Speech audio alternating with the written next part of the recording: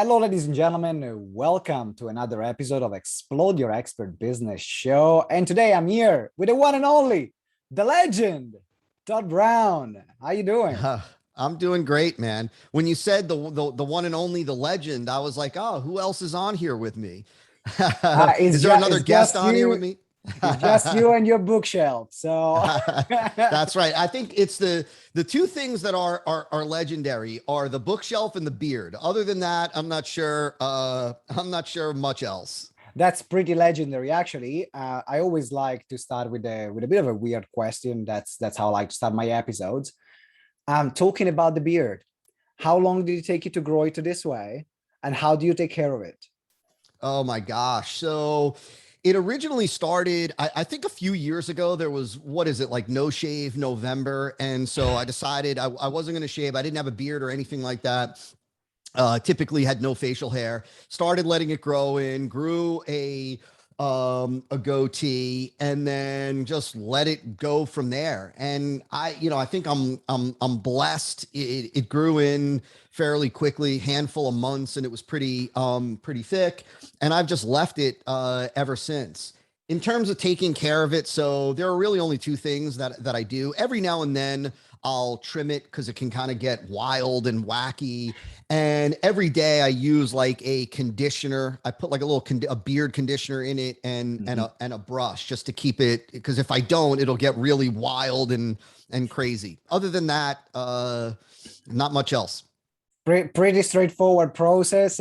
Because I've tried, but when there is that part in between like a well-groomed beard, yeah, and then you have this thing that you can just describe it as thing. Yeah. You got to be willing to go through. It's kind of funny because it's almost very similar to being an entrepreneur, a lot of areas of life really, where you got to be willing to go through that middle area where almost like it looks worse, you look worse, it's a little itchy, it feels weird. But if you're willing to go through that, you'll come out on the other side and have a great beard if that's your thing. I think we need a new version of the E5 book, beard edition. There you go. we need that. Now let's talk about marketing. Sure. You made a career in this field, and you have seen the good, the bad, and the ugly. You've seen trends growing and falling. So we're going to talk about that. But before we go there, for people that might not have context about who you are, what you do, then let's just get a bit of context about how did you get to this point? So yeah, okay. So I'll try to keep this brief. So I've been doing this for just about 2 decades, so almost 20 years. And I originally, my first exposure to direct response marketing was when I was in the fitness industry. I was responsible for growing a personal training department across multiple health club facilities. I got this direct mail piece in the mail that was offering a marketing and sales system for fitness professionals, all about direct response, long form copy. At the time, I knew nothing about marketing, advertising. I thought it was kind of the same thing. I bought this home study course. And at the time, this is to show you how long ago this was. It was, there was cassette tapes and like a diskette and printed manuals. This was pre like video online, all that stuff. And I fell in love with direct response. I fell in love with this idea of being able to craft a single message that would move people to buy, that you could then duplicate with hundreds, thousands of people. Mm-hmm. And so I called up the creator of the program and I asked him who he had learned from. That was my introduction to guys like Dan Kennedy and Gary Halbert, legends of the direct response world.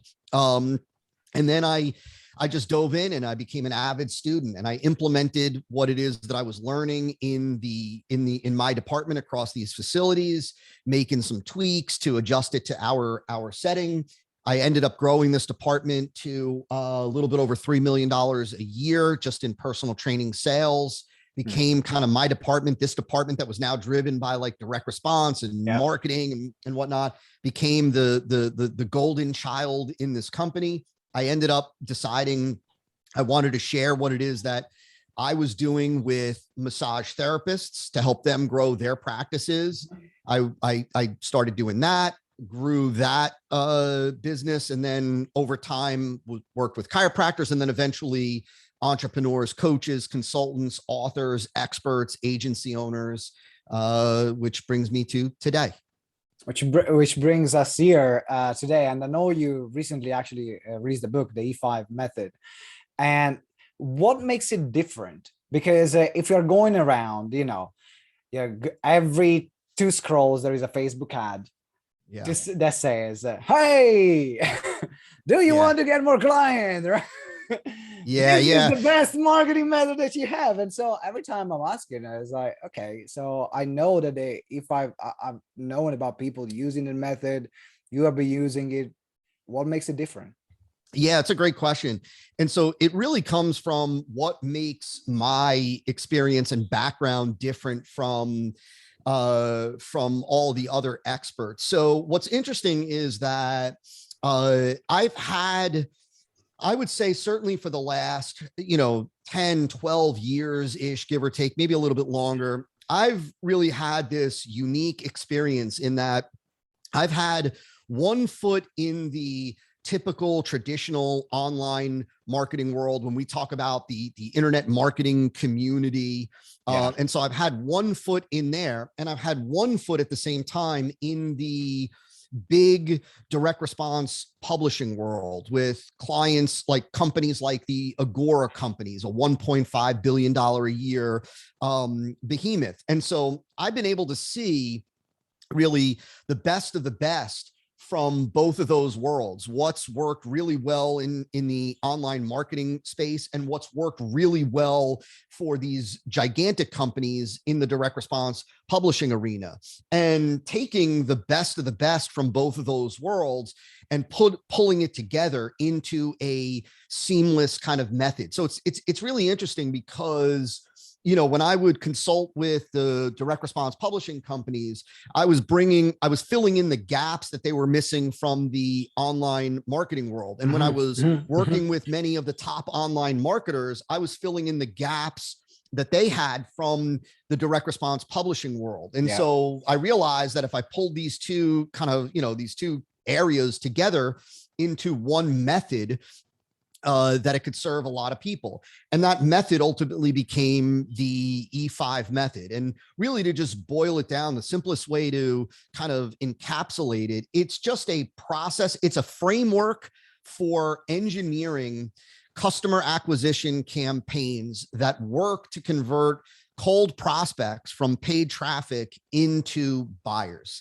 And it works today. We've got, I'm blessed that, we've got entrepreneurs in something like 66 different countries using this in tons of, in almost every type of vertical marketplace that you can imagine, from, crazy things like,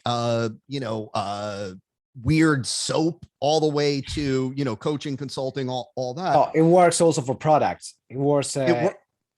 Yeah, it works absolutely for products. The only thing that it doesn't work for is that it's really, I should say it's not appropriate for, is for the individual that may be selling a pure commodity. Like, let's say, to give an extreme example, if somebody was selling a glass of tap water, this is not the method for them, right? Those people really are just selling. There's going to be little marketing involved with that. But as long as you're not selling a pure commodity, then the E5 method is just a tremendous way to engineer campaigns that bring consistent new buyers every day. And so that's the E5 method.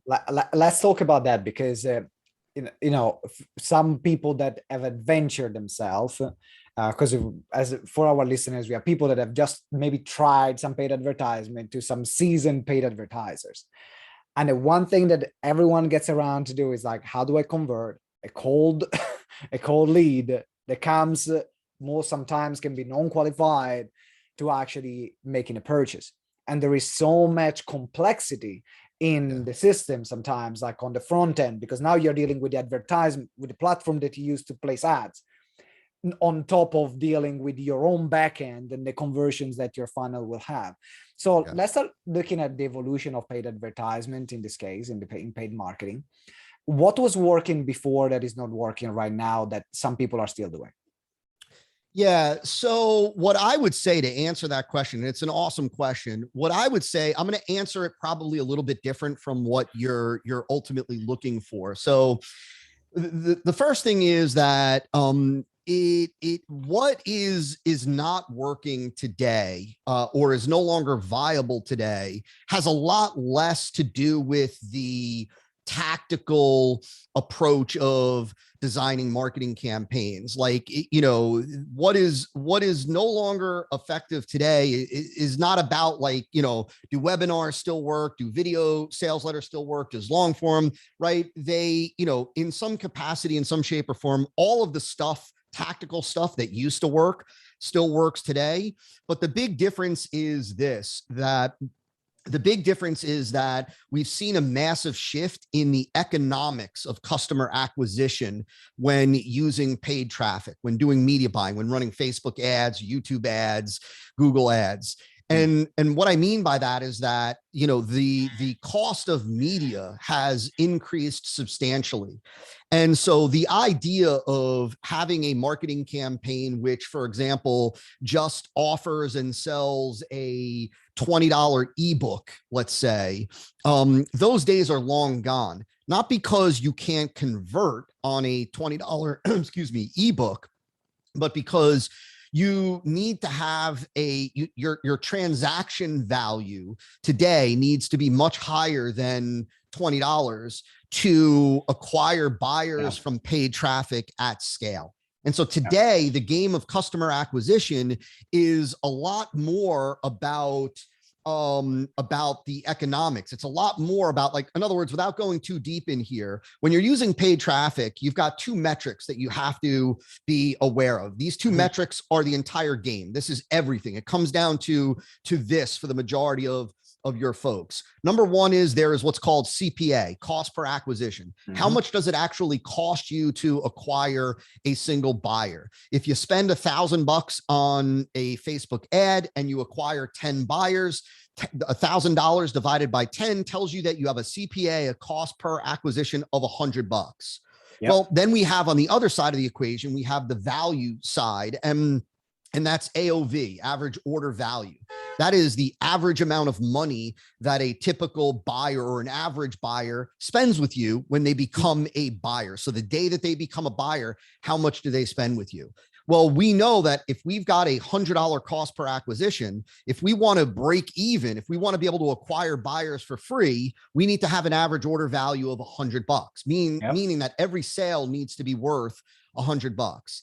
And that is much more the game today than ever before. Like, so it used to be a game of conversion rate, meaning like the game was the more I could convert, the better. But the reality is today that if you don't have the right economic, you could have a 10% sales conversion rate on the front end and be losing money every day. You could also have a 0.5% sales conversion rate and be making a tremendous amount of profit, because it really comes down to the average order value, not the front end sales conversion rate. So does that make sense? That makes sense. That makes sense. And I think that, you know, if you're listening to a lot of people, they don't focus on that. They focus on, okay, how can we get still on the front end? Maybe, okay, how can we get a cheaper cost per acquisition? How can we get the cost per acquisition lower? And I hear like a lot of conversation, and sometimes even myself when I'm talking with my ads team, okay, how can we get the cost per acquisition lower and lower and lower? But now if we can have a different conversation of how can we increase the average order value, now we can worry a bit less. No, it's not that the cost of acquisition is not important, but we can worry a bit less about, okay, we need to get this for $1 or $2, but I can spend 10, 15, 20, knowing that I'm going to get my return in the back end. Yeah. And that really is what you said is absolutely spot on, because that's the game. You know, it's been said before that, you know, he or she, the entrepreneur who can spend the most to acquire a customer will win, right? The entrepreneur who can spend the most to acquire a buyer has the biggest advantage.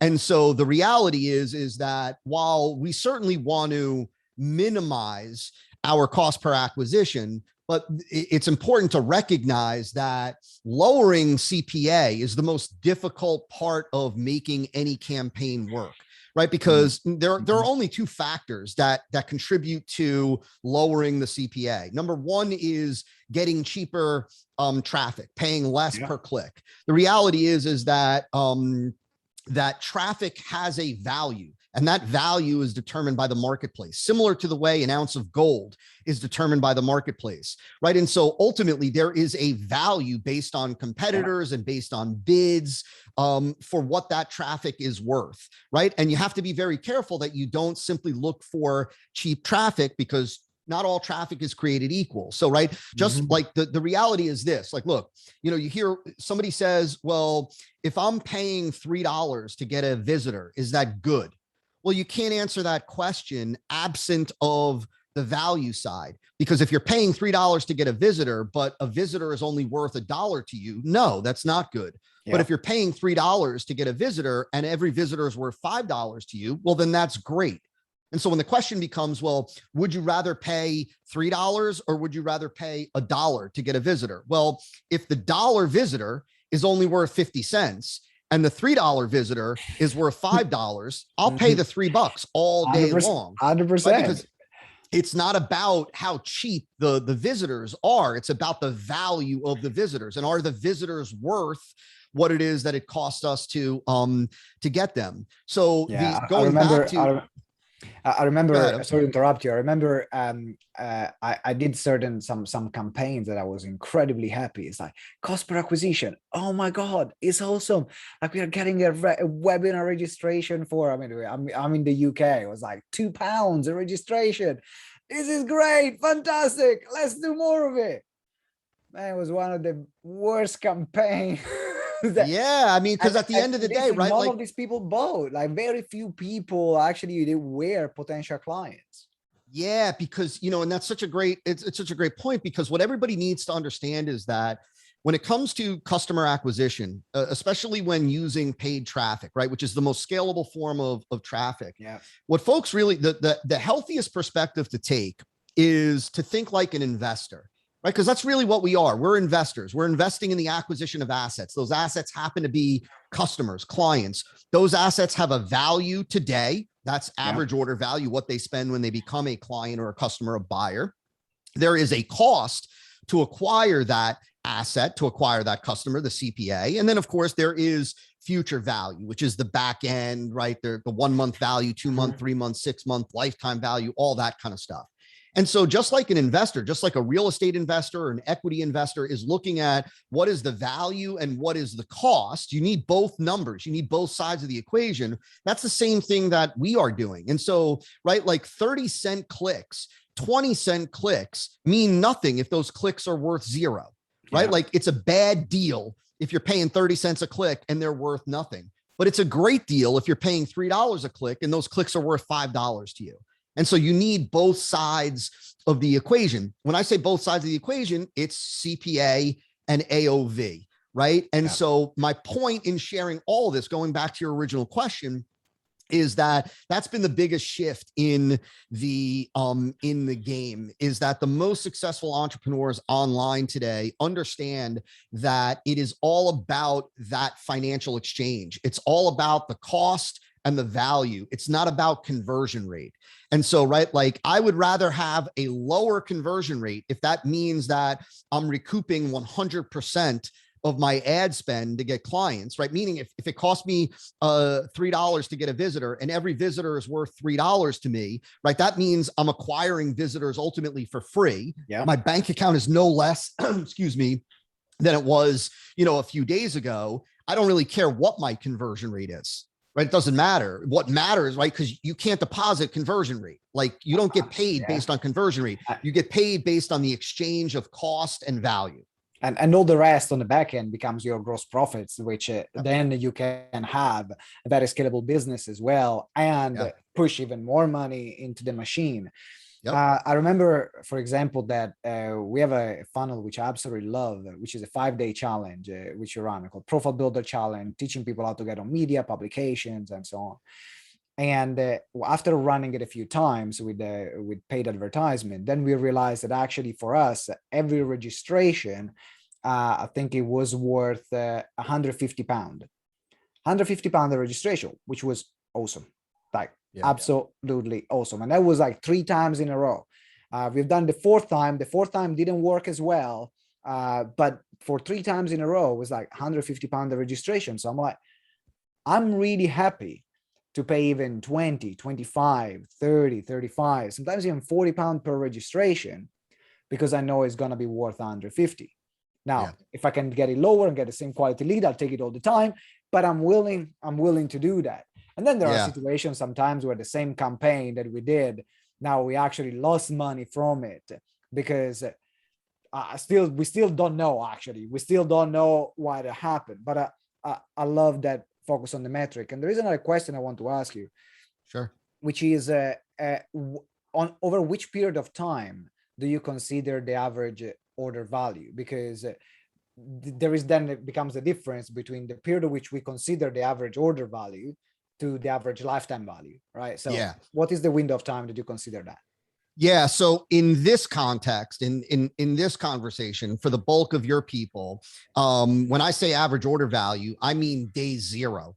So the day that somebody becomes a buyer, when they go through your campaign, and let's say, you have your core offer, right, which is the offer that they then go to the order form to check out. There might be a bump offer on the order form. There might be an upsell. There might be a downsell. There might be a second upsell, let's just say. Well, what we're talking about is the average order value on day 0 when people go through that campaign. So I'm not even at all taking into account in this context lifetime value, meaning I'm not pulling, I'm not using any percentage of lifetime value of future value in this context. That's a little bit more like, let me say this, because this might be helpful for folks. So one of the things that we teach clients is what's called acquisition aggression. And what that really means is, how aggressive are you in what you're willing to invest to get a buyer? And there are 3 levels of acquisition aggression. Number 1 is what we call the mom and pop. This is the typical entrepreneur that has a brick and mortar business.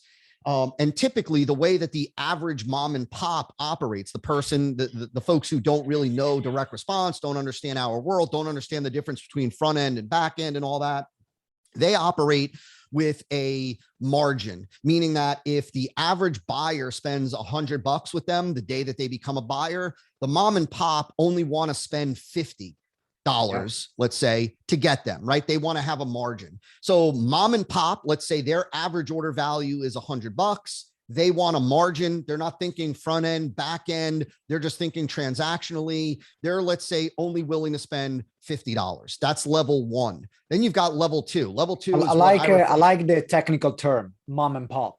Mom and pop. Technical term from the technical. That's the official term. Yeah, that's the Harvard term for the level 2 is simply break even. This is where the entrepreneur has an average order value. Let's say it's the same average order value. It's $100, meaning the average buyer spends $100. Some might spend more, some might spend less. In direct response, we deal in averages. It's, let's say, again, it's $100 average. Well, at level 2, that entrepreneur is willing to invest $100 to get a buyer, right? So they're at break even. That means that their CPA equals their AOV. The maximum that they can spend or invest to acquire a buyer matches their AOV. It's equal. Their CPA and AOV are always equal. Now at level 2, let me say this. At level 2, they are acquiring buyers for free. They're acquiring the single most valuable asset in their business for free. They put out 100, they get back 100. They put out 100, they get back 100. They put out 100, they get back 100, right? So they're acquiring buyers for free. Why would they be willing to do that? Because of what you said, because they know that there is a back end. There are the second purchase, the third purchase, the fourth purchase, the fifth purchase, month 1, month 2, month 3, month 6, and so on. And so that's why they'd be willing to acquire those assets for free, knowing that they're going to go on to be worth X amount more. Then we've got level 3, and level 3 is what I refer to as the investor, or really more appropriately, going negative. So let's say at level 3, we still have that same $100 average order value, where here at level 3, we're willing to invest not only 100% of the AOV, but we're willing to take a percentage of our back end, the future value of a buyer, and use that. So at level 3, we might be willing to invest $120 to get a buyer, knowing that the average buyer is only worth $100 to us today, meaning that we go $20 negative out of our pocket to get a buyer. But why would we be willing to do that? Again, because we know the future value of a buyer. Now, the thing to understand is this: of those 3 levels, who has the advantage?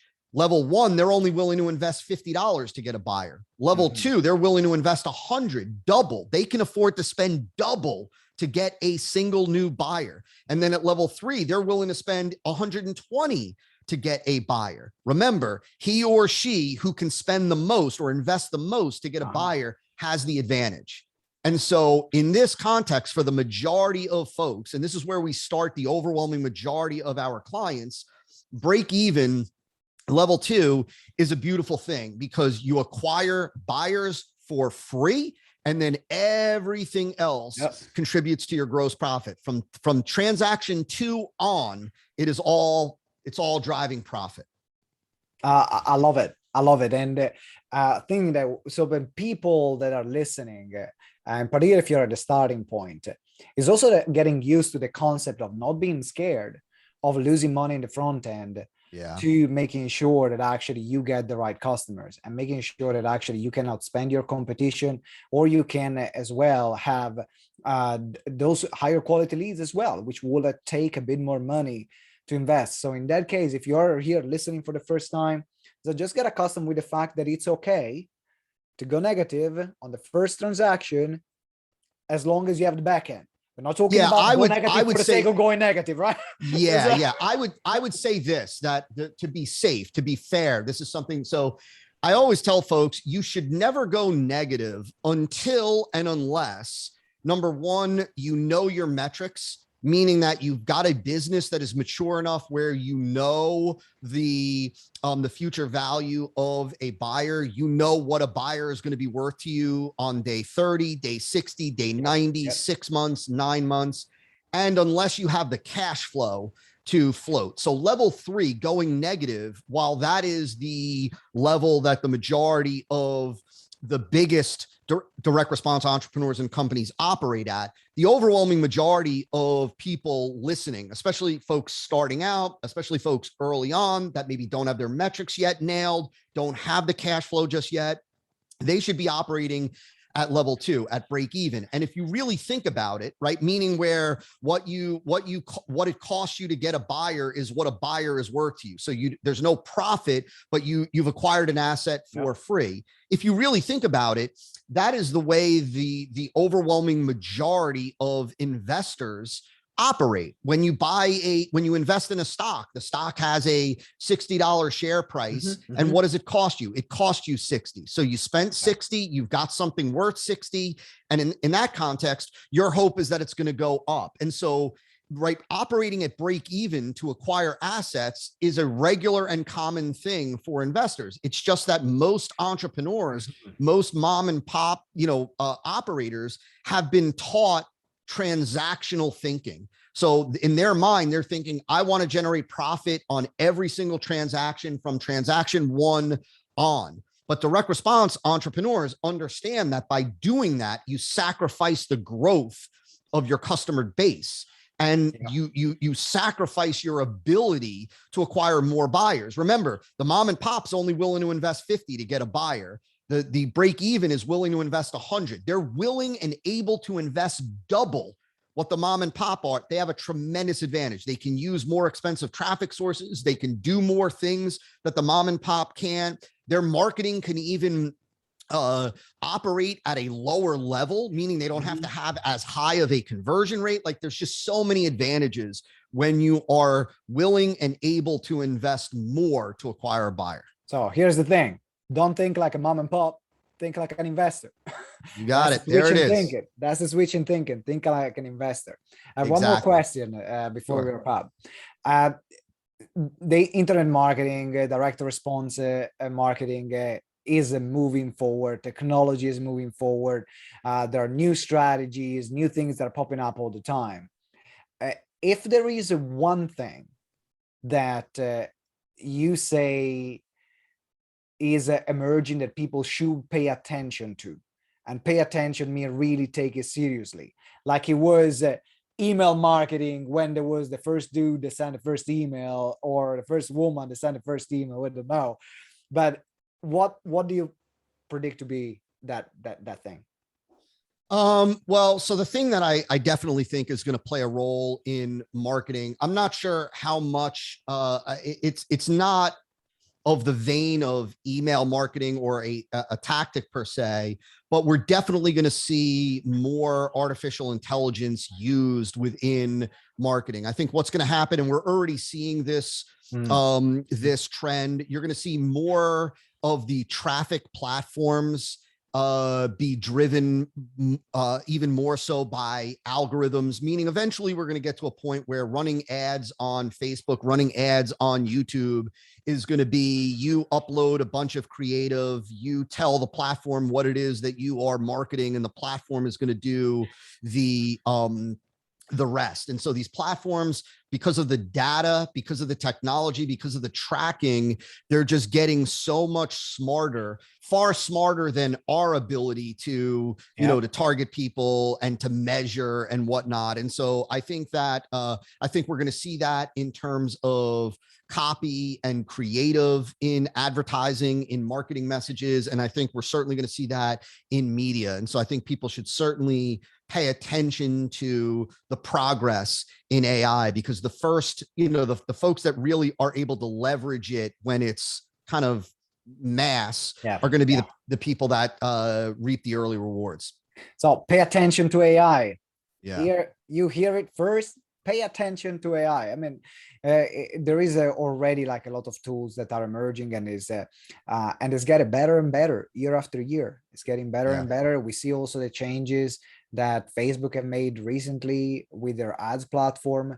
That's all driven by that. So keep an eye on it. And in particular, if you're using any form of paid traffic, I think it becomes your duty or responsibility, or whoever does it for you, to keep up to date and not do something that when they log in on their YouTube account or Google Ads account or Facebook account, they just cannot navigate it anymore because that they are using an outdated version and so on.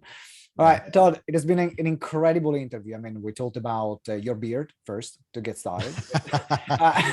Then we talked about things that were working before, and in particular, a big switch of thinking between the not being the mom and pops, but being the investor, the metrics that we need to take care of, and in particular, looking at how can we increase that particular order value that we can have, so then we can spend even more so to acquire more customer, and either breaking even on the front end, or otherwise just having a small loss on the front end, but then making sure that the back end covers and where we can get the profits. So if someone wants to dig deeper into your methodology, into the E5 method, the resources that you have created, I know you have a wealth of resources. What's the best way to reach out to you? Where can we send our listeners? Yeah, there's an awesome bundle that the team put together. Comes with a physical copy of the E5 method book, which is like a 300-page book covering the most important elements of the E5 method, a few hours of bonus trainings.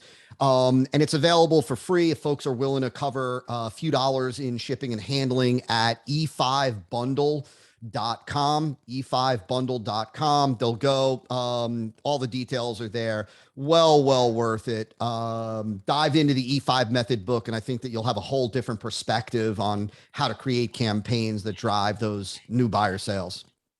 e5bundle.com. The link is in the show notes. If you're watching on YouTube, check in the comments as well in the description, or watching another different platform. But otherwise, if you're listening on the podcast, get on the show notes and then get the E5 bundle right now. Todd, it's been an absolute pleasure having you on our show.